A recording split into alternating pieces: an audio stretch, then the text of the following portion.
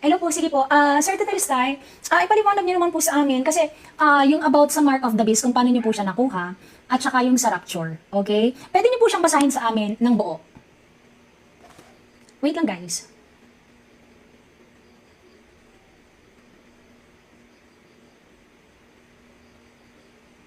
Pwede niyo po ba siyang basahin sa amin ng buo? Kung paano niyo nakuha yung beast, okay? Hello po, sir, Oo, guys, nawala, pwede niyo bang, guys, sa mga moderator natin, invite na lang nyo. Invite nyo na lang si Sir Tetelestay. Tapos, para malaman natin kung ano ba talaga yung Mark of the Beast, okay? So, pwede niyo bang basahin sa amin kasi kailangan niyo siyang basahin ng buo, from the beginning. Okay? Wala po kaming binabla. Nawala po si Sir Tetelestay. Opo, kahit nasa mall kayo, okay lang po. Nasa sa inyo po yun kung ano yung time nyo or ano. Basahin niyo po sa amin from, kasi sinasabi, diba, ang sabi niyo po is, the mark of the beast is chip, microchip. Ngayon, paano niyo po nakuha sa microchip yun? Okay po, guys, akitin niyo. Wait lang, guys, wait lang po ha, invite ko lang. Paano ba? Guys, invite niyo nga.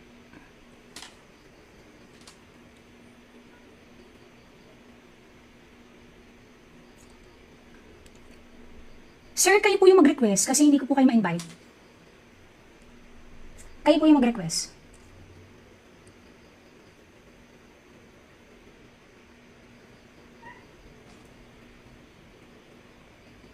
Request po kayo.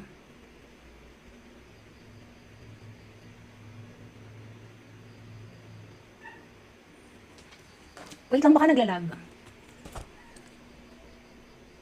Ayan, nandito na. Hello po. Gabi po.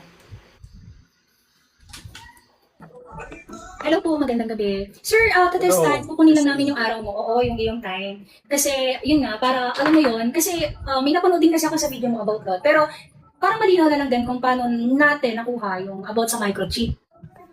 Okay, so, first question lang. Anong video yon? Kasi, as far as I know, wala Dati akong... sa video mo hindi ko lang tanda kung saan.